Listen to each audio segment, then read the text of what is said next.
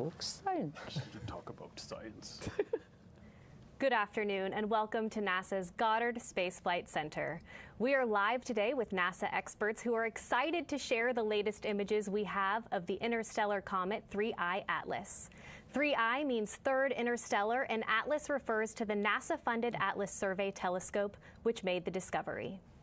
We are joined today by Amit Kshatriya, NASA's Associate Administrator, Nikki Fox, Associate Administrator for NASA's Science Mission Directorate, Sean Domagal-Goldman, Director for the Astrophysics Division, and Tom Statler, Lead Scientist for Solar System Small Bodies in the Planetary Science Division. We'll be taking questions from the media on the phone bridge and through social media, but before we get started, let's learn more about this fascinating comet and share some images. Amit, kick us off. Hi everyone, America leads the way in space exploration. As Courtney noted, a NASA-funded telescope, the Atlas Survey Telescope in Chile, first reported observations of the comet on July 1st, 2025 to the Minor Planet Center. And NASA has been tracking and studying Comet 3I Atlas ever since. We're here today to give you the latest of what we know about Comet 3I Atlas and what we still want to know. But first, what is a comet? It's a small, natural, solid body that is a combination of rocky and icy material that evaporates as it warms when it's close to a star like the sun. But to start with, I'd like to address the rumors right at the beginning. I think it's important that we talk about that. This object is a comet. It looks and behaves like a comet and all evidence points to it being a comet. But this one came from outside the solar system, which makes it fascinating, exciting, and scientifically very important. This is only the third interstellar object like this that humanity has ever found. And a little bit more about the rumors. I think it's very important, and I'm actually very excited that a lot of the world was speculating about the comet while NASA was in a period where we couldn't speak about it due to the recent government shutdown. I think what I took away from that whole experience and watching that as we were working during the shutdown was just how interested and how excited people were about the possibility of what this comet could be. There was a lot of speculation about what it could be, but what I think is really awesome is that folks were interested in this incredible finding that we observed and that came from the heavens, and what that means, what it could mean about how magical the universe could be. It expanded people's brains to think about how magical the universe could be. And I'll tell you, here at NASA, we think that every day. And so it's really great that you were able to join us while we were, not able to comment because of the shutdown constraints about what that comet is, because we think the universe is a magical place, and we spend your treasure and we spend all of our time trying to make sure that we explore that and share with you as much as we can. In fact, we want very much to find signs of life in the universe. In fact, just a few months ago, we were with you and we talked about what we think might be the signal from ancient life on the surface of Mars from our amazing machines that have been roving the planet for 30 years to look for those things. That is something that's really important for us to learn about and discover. It could be an amazing discovery if and when we can confirm that. But 3I Atlas is a comet. So my colleagues from the Science Mission Directorate will go through the images in detail. But just to give you a peek, here's one of the images from the closest physical instrument we had to the comet, from the HiRISE instrument on our Mars Reconnaissance Orbiter, taken on October 2nd as the comet sailed by at a distance of 19 million miles from the instrument. You can see that Comet 3I Atlas looks like a fuzzy white ball. That ball is a cloud of dust and ice called the coma, which is shed by the comet as it continues its trajectory towards the sun. I'll leave it to my esteemed colleagues to share further details, and I'd like to introduce you to the head of NASA Science, Nikki Fox. Thank you so much. It is such a rare opportunity for us to be able to observe this interstellar comet. And NASA Science has been given this really, really exciting opportunity to do it, and literally from the moment of its discovery. Just like Amit said, comets are tiny cosmic snowballs. And by studying them, we can learn about the environment from, basically where they formed, where they came from. This one came from a different environment from our own, and so we're already starting to see some really interesting differences to comets from our own solar system. 3I Atlas, as you heard, is the third known interstellar object to pass through our solar system, the first one being identified in 2017. While these types of interstellar objects have long been predicted, we are just beginning to be able to find them thanks to the newest technologies with our network of Earth-based telescopes, which are designed to find small, fast-moving objects in space. The NASA-funded Atlas Survey Telescope, which made the discovery, is part of NASA's Planetary Defense Network. Our telescopes are always watching the skies to keep us safe, and in doing so, they occasionally make major scientifically interesting discoveries, just like this one. Right away, of course, NASA's Planetary Defense Coordination Office they studied it, and they established that 3I Atlas is not a danger to Earth. In fact, it's at least twice as far away as the distance between the Earth and our Sun. On October 30th, the comet itself reached the closest it will ever be to the Sun when it crossed just inside Mars's orbit, which is why the image that Amit just showed, he noted it was the closest instrument physically to the comet, because the comet was right inside the orbit of Mars. Earth was on the opposite side of the Sun, which is about as far away as our planet can possibly be from Mars. It's been clear from the moment of discovery that the comet was going to pass on the opposite side of the Sun from where the Earth is. However, it was also clear that its positioning behind the Sun was going to make observations from Earth very, very difficult. And that is why we are so happy to have our incredible fleet of NASA science spacecraft all across the solar system, and boy, were they ready for this event. NASA's science assets on board our missions have provided the United States the unique capability to observe 3I Atlas almost the entire time it passes through our celestial neighborhood. Everything NASA science does is interconnected, and nearly 20 mission teams have been working together to really rise to this challenge. 20 mission teams, by the way, and counting. Everything we're learning about the comet is possible because of the distribution of all of the different instruments on our spacecraft with different capabilities. And I'll note that for some of them, we've even pushed our scientific instruments beyond their normal capabilities, beyond the things that they were designed to achieve, to allow us to capture this amazing glimpse at this interstellar traveler. In other words, we can study this comet so well because we have many different assets in different locations, observing things in different wavelengths, in different ways, with different instruments, each set of observations providing a different lens for understanding objects in the sky. So NASA's science team has kept watch on 3I Atlas for nearly its entire journey through the solar system for the first time ever. So I'll just quickly go through the timeline of which NASA spacecraft have observed the comet thus far, and we're still going. There will be more opportunities to observe this comet as it continues its journey through the solar system, passing the orbit of Jupiter in spring of 2026. So the NASA assets that are gathering observations of 3I Atlas include Hubble, the James Webb Space Telescope, TESS, SWIFT, SphereX, Perseverance Mars Rover, Mars Reconnaissance Orbiter, MAVEN, Europa Clipper, Lucy, Psyche, personal favorite, Parker Solar Probe, Punch, Stereo, and ESA, NASA's SOHO mission. And I'll note that Parker Solar Probe's data were just downloaded yesterday, and indeed, we did catch several glimpses of this amazing comet. The scientific community is hard at work analyzing these images, and everyone, as always, is welcome to take a look. At NASA, we embrace open science. We make all of our data available to the public 24/7, and we invite, in fact, we really want you to tell us what you're observing and what you think about what we're looking at. We're still learning even about what questions we still need to ask, and this, of course, is the scientific process in action. All the data go to a public archive. We get those images as soon as we're able to from all of our eyes in space. As always, I am excited to see what new things we learn about our friendly solar system visitor in the days and, in fact, the years to come. So now I'm going to pass over to Sean. He's going to tell you about what our astrophysics missions have seen. They, of course, were some of the first things to look at the comet, and images from several of them have been available since the beginning of the summer. So I'm going to ask you to set the stage for us, tell us what we've already seen before we hand over to Tom to tell us all the new stuff. Take it away, Sean. Thanks, Nikki. Happy to. To give you some background, NASA's astrophysics missions, like all our missions, they are designed to do things that would otherwise be impossible. In this case, our nation's space telescopes stare deeper and more sharply into the universe than any other observatories in the world.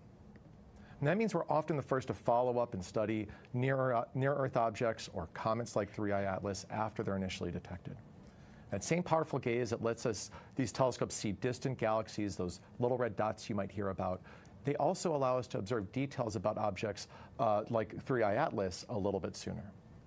And the earlier we learn about these objects, the earlier we can share this information with the world, including the science community and our partners across the planet that often have ground-based assets or other space-based assets, so that they can conduct additional observations with their telescopes.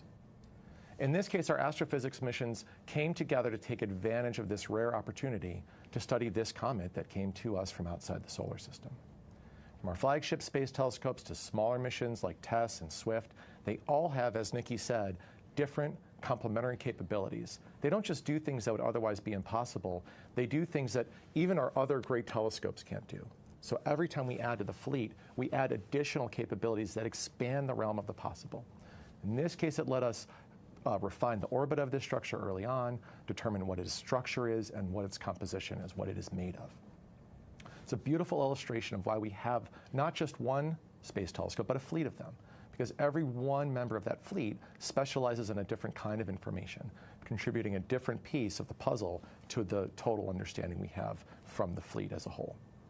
So for example, Old Reliable, NASA's Hubble Space Telescope, celebrated its 35th birthday earlier this year.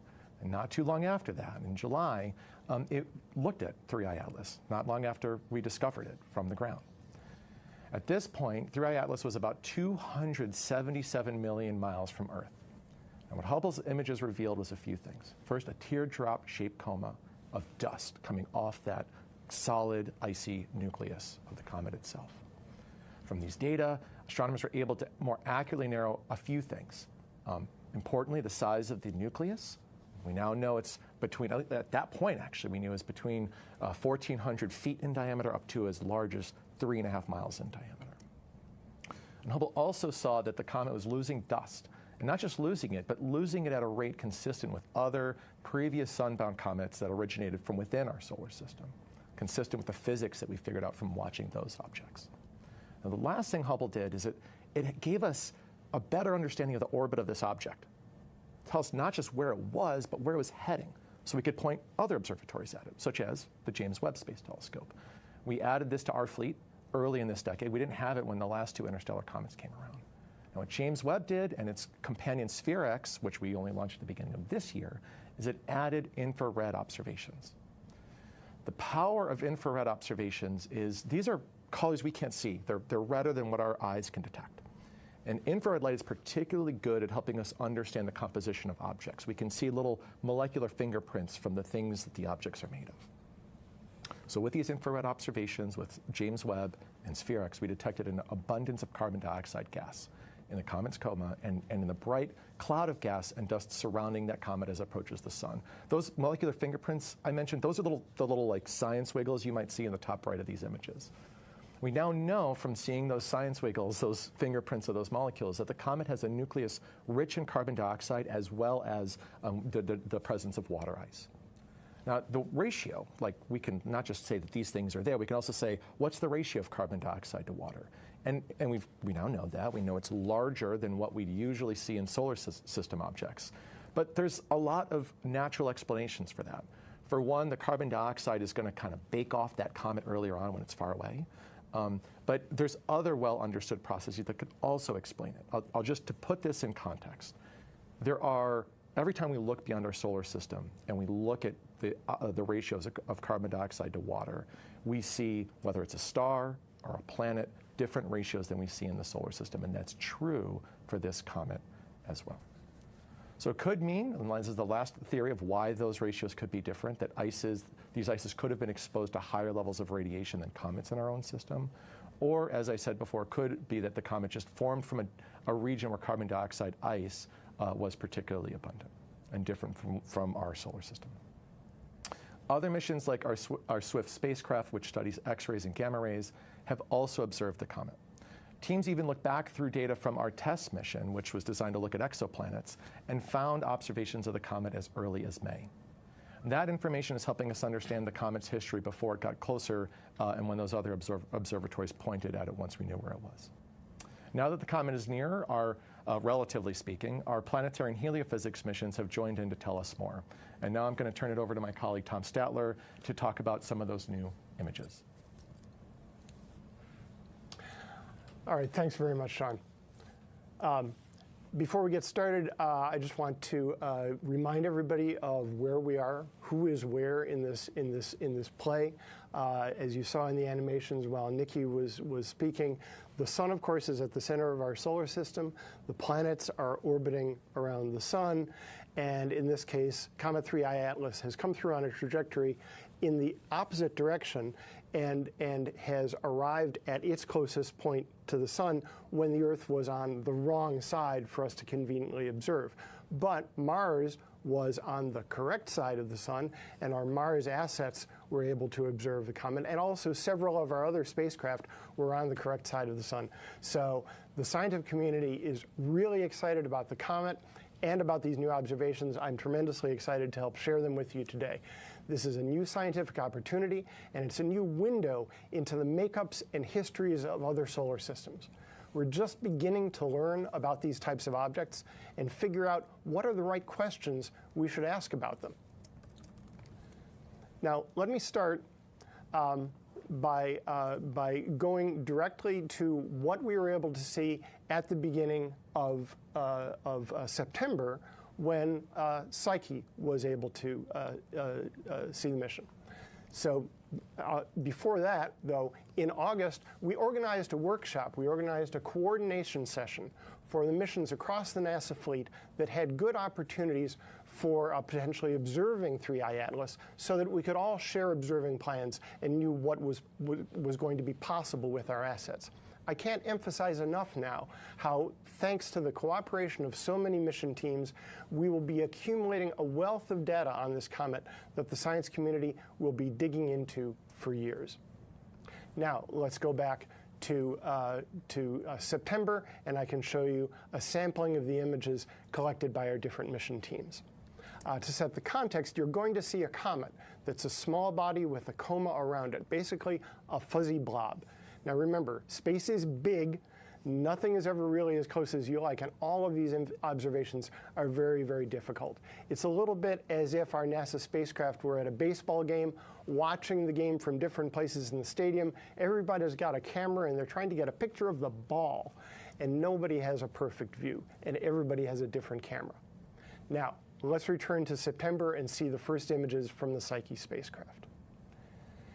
NASA's Psyche mission acquired 4 broadband black and white images of the comet over the course of 8 hours on September 8th and 9th, 2025. The comet was about 33 million miles from the spacecraft at that time, and you can see in the image the large frame where the comet was seen at different times. Down in the bottom left is a blow-up, a stack in addition of all of those observations. The Psyche spacecraft is on its way to an asteroid in the main asteroid belt that's also named Psyche, and these images were the first captured from this perspective.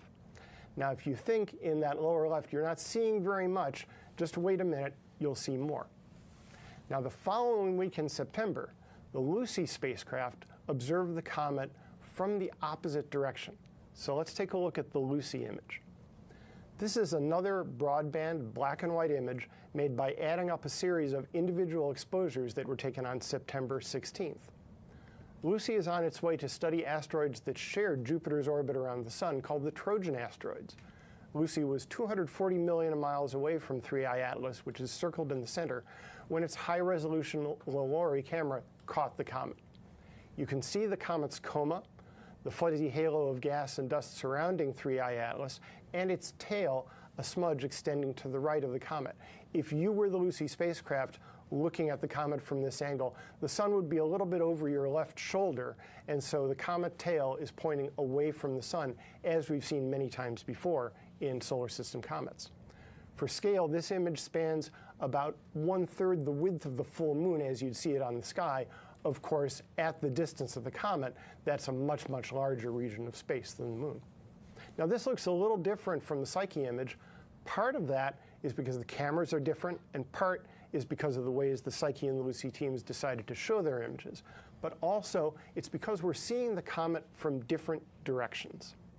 Seeing a comet's coma in different lighting geometries, with the sun coming from different directions, is one of the key ways to learn about the physical properties of the dust that's been launched off its surface.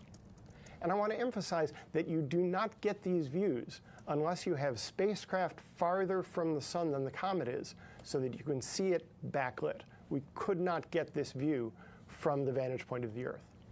So combining the data from Lucy, Psyche, and Earth-based telescopes, scientists are hoping to better understand both the three-dimensional structure of the comet and the nature of the dust. It's a rare opportunity to compare ancient dust from a distant solar system to that from our own. Now let's go to the next picture from the MAVEN spacecraft at Mars. At the beginning of October, 3I Atlas passed within 20 million miles of Mars, which gave our Mars spacecraft an opportunity for a close-up. And earlier you saw the image that Ahmed shared from our Mars Reconnaissance Orbiter. MAVEN is another Mars orbiter that has been studying the Martian atmosphere since 2014. Now, this picture is not a direct picture of the comet itself. It's a spectrum. You're seeing the science wiggles that Sean was just talking about. This is some of those science wiggles where the instrument, the spectrograph, the ultraviolet spectrograph on MAVEN, has looked at the comet and also split up the ultraviolet light according to color. So you're seeing three different bands in this image. On the right, you're seeing emission from hydrogen gas in the atmosphere of Mars. In the middle, there's a fainter band indicating that's coming from hydrogen gas in interplanetary space. And on the left, that blob is the signature of hydrogen gas coming from comet 3I Atlas. It's a little blob rather than a big streak because the comet is a small object in the sky relative to great big gigantic Mars and interstellar space that fills the entire field of the instrument. That definitely tells us, first of all, that the comet is there. If there were no comet, there would be no little blob on the left side of the image. But it's also telling us it's one of the many ways that we're able to discern the chemical composition of 3I Atlas. And in this particular example, it's showing us the hydrogen gas that's coming off of the nucleus.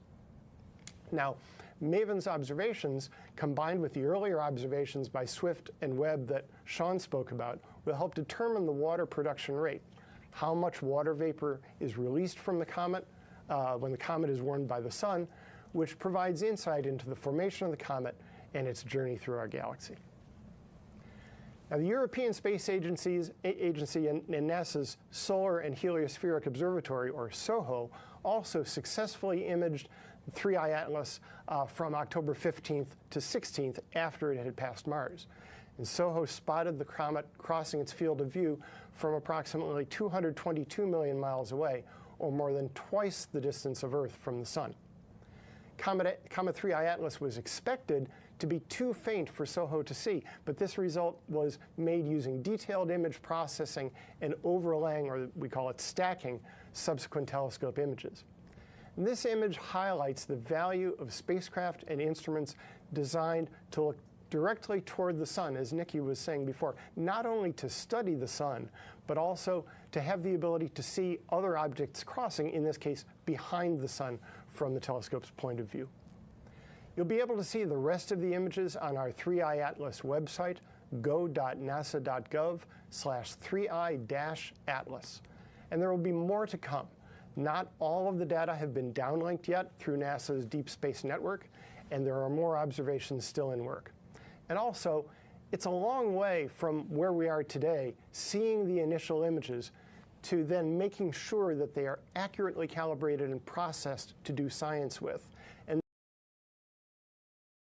doing the analysis, combining the data sets, understanding them, and finally producing the scientific understanding, the knowledge of what this all means, which will be published in peer-reviewed scientific journals.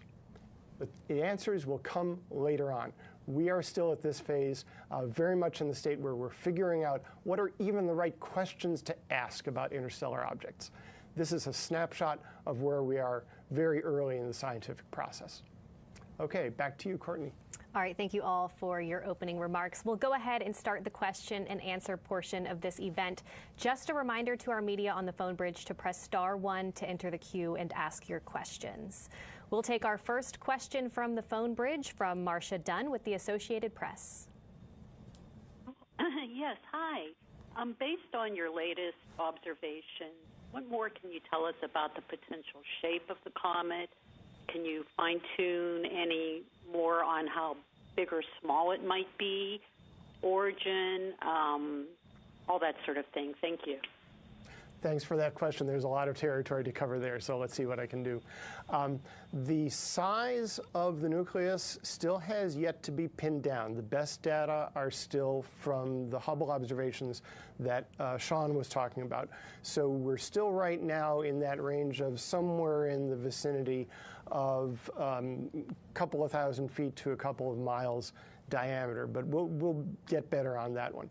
The shape of the nucleus is also difficult to pin down because generally we're not resolving it in our observations. It's obscured by the dust, and especially it's obscured by the reflected sunlight off of the dust in the inner part of the coma.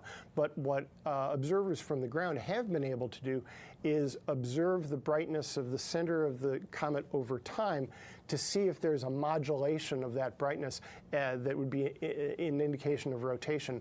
And it's very difficult to discern. So what it's looking like so far is that there's not a big, the shape of the nucleus is not very far from being round. It's not, doesn't seem to be a big, or at least we're not seeing signatures of a very elongated object yet.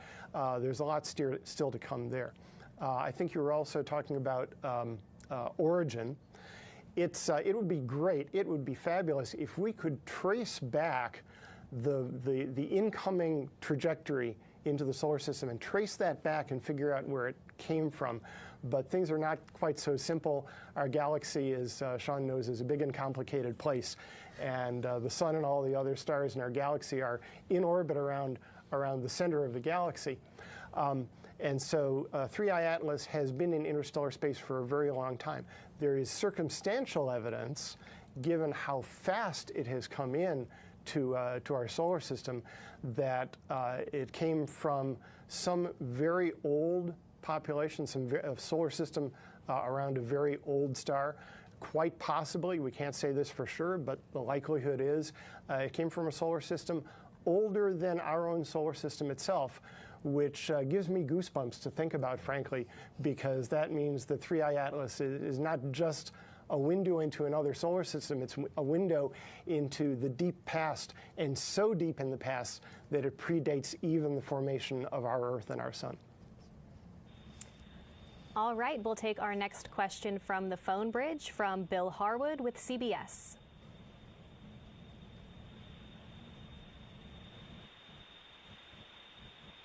Bill, if you're talking, we can't hear you.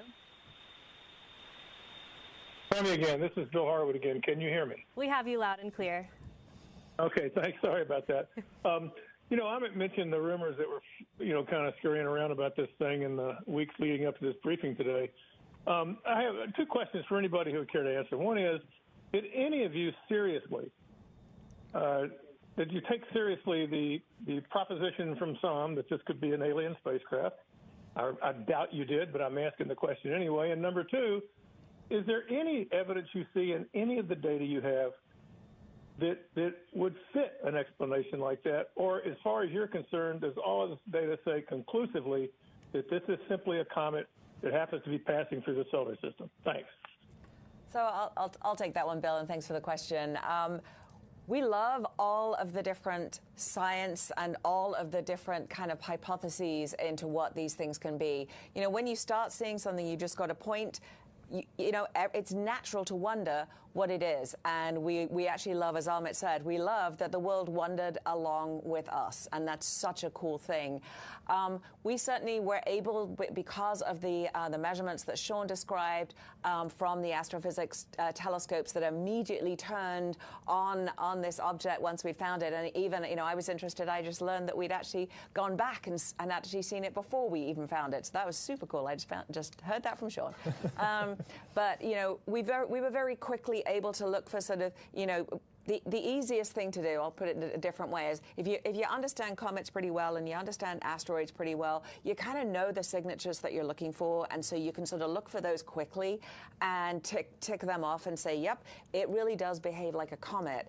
The interesting thing that, Tom, I know if I throw this to him in a second, he's going to geek out about it. But the really cool thing about this is the differences, because it comes from somewhere else. And that's why we're so excited about it. It's only the third time that we've been able to identify and track something coming from outside our own solar system.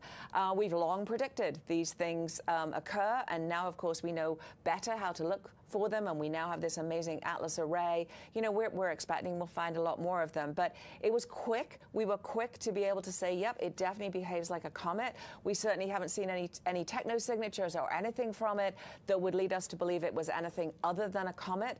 But the super cool thing is not that it's exactly like all the comets that we see in our solar system. It's the differences that are so tantalizing for us as it gives me goosebumps too. It could be from something that existed before our own solar system. That is so cool. It's from something that predates even our own star. Yep, it's going to look different because it didn't come from our solar system, and that's what makes it so magical. You want to geek out a little bit, Tom? You were geeking out so expertly, Nikki, to begin with. So that was fabulous. But that's exactly right. I mean, things from other places, we naturally expect them to be different from our own homegrown variety. And I like to imagine if you're fortunate enough to have grown up in Hawaii and you only drank Kona coffee, you love your Kona coffee, and then somebody says to you, well, gee, have you tried Sumatran? You're going to say, well, do you expect it to be different? And they'll say, why don't you try this? And you try it and you say, wow, that's really different. And you realize, well, I expected this to be different because it was from someplace else. It was a different environment in Sumatra. Now, does that one sip of coffee tell you everything about the weather in Sumatra and the soil and the people who harvest the coffee? Bless them. Of course not, but it's different, and yet it's still coffee. And that's what we have in this case. We have a cometary body. It behaves, it resembles the homegrown comets that we have in our solar system, and yet it's excitingly different in particular ways. It does the same thing comets do. It evaporates carbon dioxide gas. It evaporates water. But it's evaporating more carbon dioxide compared to water. So that's a very interesting thing. Comets evaporate dust, and the dust is broken down. The minerals are broken down by the ultraviolet light of the sun. And comets, we know comets put out nickel, they put out iron. That's what comets do. This particular one is putting out more nickel than iron. That's really interesting, really remarkable, and something to be studied in the future. So we're always interested in new ideas. We're always interested in new suggestions, and all ideas are good when they're born. But those that stand the test of time, those that stand up to testing, those that are supported by the evidence, are the ones that survive. All right, we'll take our next question on the phone bridge, and that one comes from Matthew Glasser with ABC. Good afternoon. Thank you for doing this. Tom mentioned that the answers will come in time.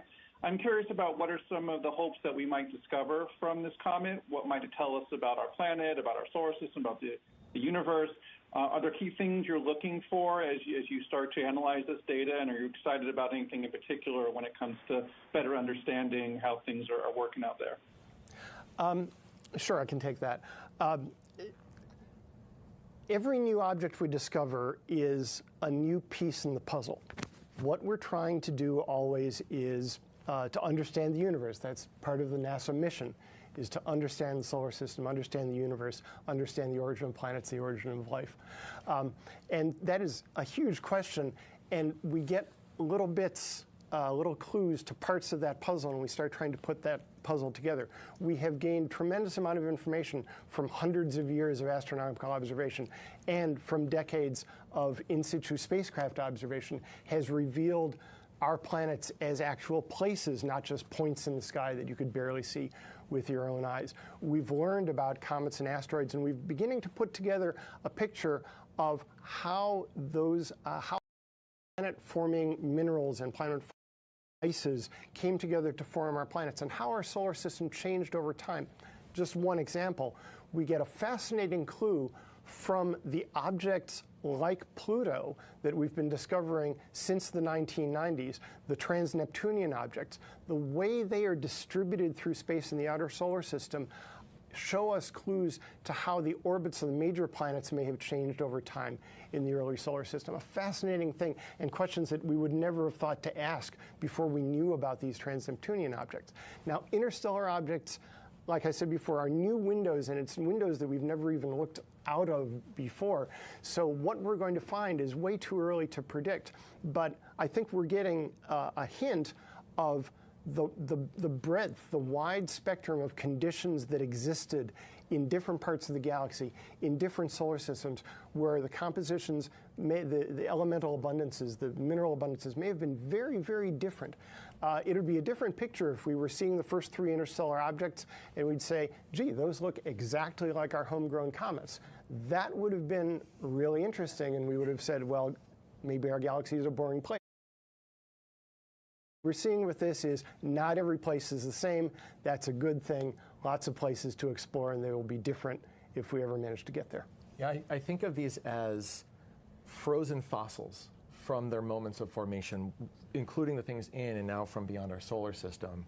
Or in some cases, we point our telescopes at other debris disks, which is just, a whole system full of these small bodies. And so now what this will let us do is tell that story in a broader context between the detailed and large library of data we have on those origins of our own solar system, and how volatiles were delivered to make life possible here on Earth, combined with that big picture of other systems, of the dust spread throughout those other solar systems. And now with this visitor that got frozen in time from somewhere beyond our solar system, and that small picture of what that was like when that formed. And the fact that, I love the sort of thought of it as that frozen fossil, almost frozen time capsule. We're kind of privileged. It's come into our solar system, our sun. We know, we think it hasn't seen a star for a long time. So it's actually warming up and giving us more information. It isn't just about a frozen object coming through and us sort of saying, oh, look, there's a frozen object moving through. But as it's almost waking up and showing us its composition, and that's allowing us to be able to do this great science. If it had just remained frozen all the time, we wouldn't know much about it. But it is the sort of its rendezvous with our star that is allowing us to really do this amazing science. And that to me it makes me feel almost privileged to actually be able to unlock the secrets as this cometary object is coming around and rendezvousing and interacting with our solar system. All right, let's head over to social media. Nina on X asks, will it hit any planets in our solar system? No, it will not. I think if you, obviously we're not going to run it again, but please, go online, take a look at go.nasa.gov/3i-atlas and take a look at the trajectory. I kind of talked through it briefly. Tom talked through it, and you can sort of see where those planets are. And remember this, even though it's exciting and it's coming through, space is huge, as both Sean and Tom talked about. And so the probability of it actually hitting anything is super, super small. You have to have all these things aligned to actually be able to do it. But certainly the objects in our solar system will be just fine. And we have another question from social media from Astronomeum. They ask, what makes Comet 3I Atlas so different and intriguing compared to the other interstellar comets? Tom, you want to take that? The other interstellar objects. We say interstellar objects because not all of them were comets. So the first one was discovered in 2017. That was 1I, Oumuamua. that behaved very much like an asteroid. Again, a little bit like 3I Atlas, a very interesting asteroid, in some ways different from the asteroids we're accustomed to seeing in our solar system. For one thing, it was seemed to be very, very elongated, and while it was inactive, it seemed to be an inert, mostly rocky object. It did show indirect indications that it was evaporating gases in some way. It wasn't around long enough for us to get really, really comprehensive, long-duration observations and understand exactly what it was doing. It was the very first one. We saw it for a short time when it was on its way out, in fact, and so we didn't get. The second object, 2I Borisov, discovered in 2019, behaved, it was a comet. It was definitely a comet. It behaved in a lot of ways like our homegrown solar system comets, in many ways like 3I Atlas. Its properties were more in line with what we're used to seeing, and the comet observers regarded it as very much akin to our solar system comets, although in some ways a little bit at the edge of what we're used to seeing. 3I Atlas is in a lot of ways like 2I Borisov, but a bit more out there in terms of things like the carbon dioxide to water ratio.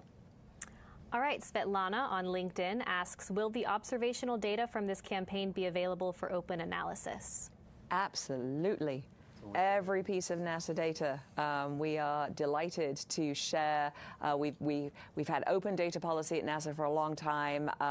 We make a big effort not just to release the data, but also to make sure it's usable, so you can get the tools and things to actually analyze the data as well. And we invite everybody to look at this comet with us. If you're able to take your own images through like citizen science programs, we love that too. We love everybody to be sharing in the joy of NASA science as we take every opportunity to take advantage of these incredible visitors to our solar system. And that citizen science campaign, that includes work that citizens help us do to identify small bodies in our solar system. And so if you really want to get engaged beyond just looking at the data, you can help us generate new data and find other objects for us to study. Yep, the big one, our solar, our SOHO, big comet finder, big comet tracker. So many of those comets discovered by our citizen scientists. So keep those observations coming. All right, we'll head back over to the phone bridge. Our next question comes from Ken Chang with the New York Times. Hi, thank you. This is for Tom and Nikki. One, of the measurements made so far, what is uniquely different about this comet, other than the trajectory, of course?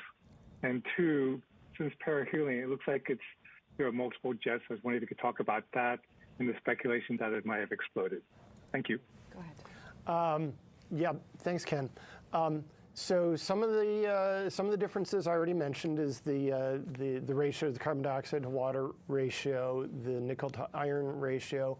Also, there were ground-based observations noting that the polarization of the light reflected off the dust was also unusual, so that's telling us some interesting things about the dust. There are other indications that the physical properties of this dust, maybe the grain size distribution, might be different from the sorts of things that we're used to. The appearance of a sunward tail early on in the trajectory was part of that, an indication that the dust was being pushed off the comet on the sunward side, and then it took a while for the solar radiation pressure to push it back the other way. That's been seen before in other comets, but not very often. I'm sorry, Ken, what was the second part of the question? The explosion. Did it? Perihelion. Jets. Yeah. The jets. Right. So seeing activity, seeing more activity in the inner coma around the nucleus right around the time of perihelion, when it's being warmed most intensely, is something that happens frequently. That's something the comet observers are going to be very, very excited about. It does take some time to figure out, because it takes time for the actual event that happens on the surface to propagate out to a distance where you can see it with a telescope, but people are going to be mapping what jets there are. It doesn't necessarily mean there was an explosion. Jets can also just mean there are particularly active areas on the surface of the comet where more volatile stuff is evaporating in that one spot than elsewhere and jetting out. We saw this a decade ago with the ESA Rosetta mission at Comet 67P. It got up close and personal with the nucleus and saw frequently that there were jets coming out from specific places on the nucleus of the comet. So that could very well be what's going on here. Can't tell for sure, but that's the sort of thing we've seen before. The other thing I just want to say that we're expecting to see as more stuff gets thrown off this comet in these jets is at those warmer temperatures, additional things can bake off of it, additional gases can bake off, and so we do expect the composition of the coma to potentially change, or those jets to change over time. And looking at the details of what other molecules we detect beyond the carbon dioxide and water we mentioned is also going to be interesting, especially for that sort of like, what was this stuff? What was the area in this? What was this stuff made of in the area it was made, like long time ago? Right. Our next question is from David Chandler with Sky and Telescope. Yes, a couple of things. Have you any of these observations showing you anything about any non-gravitational accelerations at this point? And also, can you say a little bit about coming attractions? What observations are in the pipeline that have been made but not released yet? I think the MRO high-rise observations, has that been released yet? And what else is there that's either in the can and waiting to come out, or observations that will be made over the coming weeks as the object comes closer to Earth? Mm-hmm. I can answer some of that about the non-gravitational accelerations. This is something that we look very closely at for every comet, because that's always something that happens. And just to back up to explain what the question is that as comets evaporate, they are blowing off gas, they are blowing off dust, and every time something gets pushed off the comet, that acts like a little rocket engine at that moment and pushes in the other direction. And so it's very, very common to see comets have subtle changes in their orbits as a result of these little rocket forces, just called non-gravitational accelerations. So this is being monitored very closely. I spoke to our orbit determination team at the Jet Propulsion Laboratory earlier this week, and what they said is that this is being monitored. There are some changes to the orbit, but the uncertainties are still fairly large. It's difficult because we can't see the nucleus directly. It's difficult to get a very, very precise track on exactly where it's going. But so far, the non-gravitational accelerations have been very much on par with the sort that we see in solar system comets. In terms of future observations, this is a situation where, because this is only the third time we've had an opportunity to look at an object like this, everyone that is in control of a telescope wants to look at it because it's a fascinating and rare opportunity. I know that our colleagues from the Keck Observatory have looked at it. I believe that we're going to look at it again with JWST in December. We have some other ground-based facilities that are giving us additional compositional information as those additional molecules bake off of 3I Atlas. Those are the things I'm aware of. There's probably a lot more that I'm not, because like I said, like every astronomer wants to get data on this thing because it's such a rare opportunity. Yeah, and the high-rise image that you asked about specifically, Amit kind of rolled that out at the beginning. So please take a look at that image. I think Sean is not bragging a lot on what these astrophysics telescope. I don't know why, but because we are able to look at it in infrared with the James Webb Space Telescope, that will be the last time we can see the comet. So as it is exiting the solar system and getting further and further away, the James Webb Space Telescope will actually be able to track it longer than anyone else, partly because of its ability to kind of look long and deep rather than sort of across and wide, and the fact that it looks in the ultraviolet, so in the infrared, so it can kind of see the dark objects. And so I'm really excited about just sort of tracking it to the very end. Also noted we're downlinking data from missions. I mentioned Parker Solar Probe because I just heard before we came on that we'd got some data and we'd seen the comet. I haven't had time to look at the data yet, but all of those things are coming up as we are getting more and more data coming down to us from those missions. And then as both Sean and Tom talked about, just really making sure we're